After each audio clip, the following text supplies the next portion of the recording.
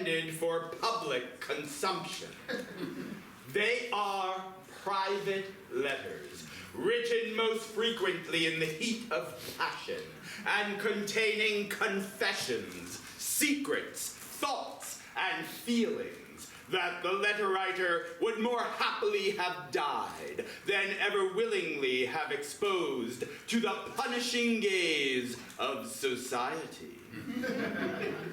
However, now that all of the people involved in this tale, with the exception of myself, are dead, in prison, or hopelessly insane, I have no compunction whatever at taking the lot of them, arranging them in their sequence of events, and presenting them to you, my discerning readership. The events that are chronicled herein began in the year of our Lord, 1748. It has taken me years to collect these letters. Through various means, including bribery, blackmail, debauchery, and sometimes downright barbarism. From the various hands into which they had fallen. I have changed no names. I have blunted no edges. I only ask that as you read the lives of these poor souls laid bare, you do so and judge them with that most honest yardstick of all, the dark secrets that you yourself withhold. My dear reader, as I sit here in my cozy study, composing the preface to this volume, I imagine you some 276 years in the future or so, sitting in your cozy study, with your stockinged feet up upon your padded ottoman, cheerfully toasting them in the warm blaze of a lovely fire in your hearth. The volume of letters is in your hand. You can smell the scent of the faded leather. The soft black hide presses up gently against your fingers. Your anticipation runs wild. Your imagination becomes fevered. And even without opening the book, you can imagine what the people who populate these pages look like.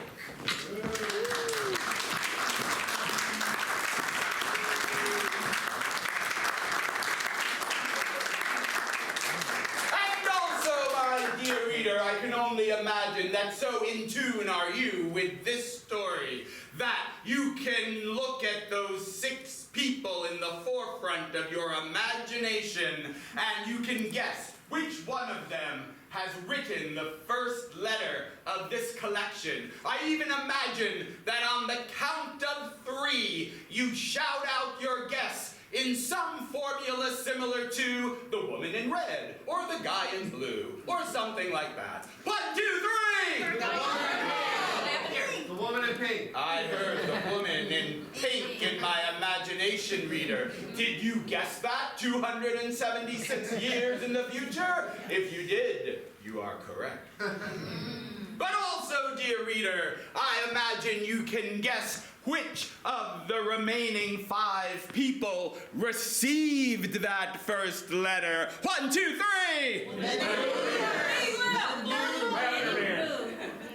I heard lavender pants in my mind. Did someone in the future guess lavender pants? If you did, my friend, you are correct.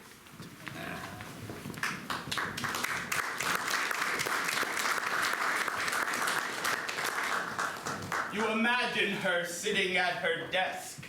There is something important on her mind.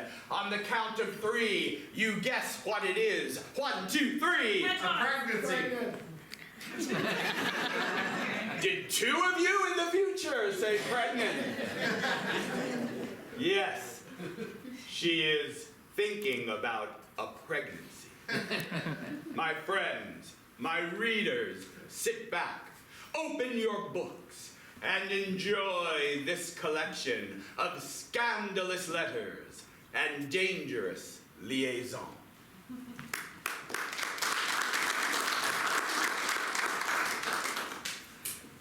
Mademoiselle Marie to Monsieur Pierre. Oh, my darling, I am so excited. We are going to be married soon. And I just want to tell you, I'm thinking about having a baby. Maybe several. I hope you are thinking the same thing as I.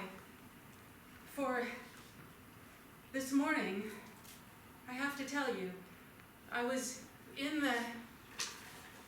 the privy where I was meeting with a rat catcher,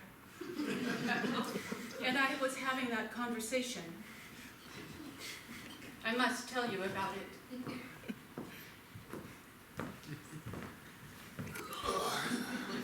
Oh, do you see anything? I smell something, that's for sure. Is it rats? There's a whole lot of them. Really? There's a mom and she has some babies suckling out her teats. Oh, I could never come in here ever again. Where shall I go? Well, it's actually quite sweet if you take a look. Oh, this is terrible. It reminds me of my own family. Does it? Yes, I've settled 7 little ones. 7? Yes, and they're all over my wife. I want to have babies. Could we talk about that for a minute? Well, yes, I should do my work while we talk. Well, then I'll just sit here on the commode. I want a baby so badly that I wish that I was getting married tomorrow. Did you feel that way when you married your wife? Oh, yes, it was a whirlwind romance, and as soon as the wedding bells were done chiming, the baby bells were donging all over the place. Oh, Pierre, that's what I want. The things all over the place. Without the rats. And what are the babies like now? Well, they're just about the most special thing in the world. You know, being someone who works here in privies, I don't spend a lot of time around children. When I get to go home and slog off my work boots, throw off all my clothes that are stained with all the different fluids of the day. It sounds lovely. Yeah, I find so much pleasure in hugging each of my children, sitting down and reading them stories. Oh, it sounds divine. And oh, Pierre, I want to marry you right now. The rat catcher had such great advice. So, I think I shall just end it right here and just dream about that day we get married. And by the way, could we move the date up to tomorrow? Yours forevermore, Marie.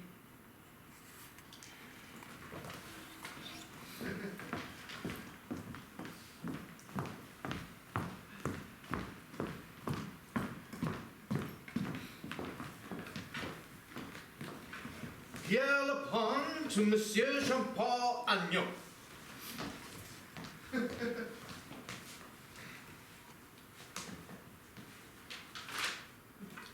Monsieur Agnon, I write to you as I stare at my grandfather's portrait in my study, wondering what his thoughts were when he had his 17 children. I wonder, was she looking forward to caring for them, watching them grow? And I wondered to myself, is that what I want? Nevertheless, the reason I write to you this letter is because I have some news.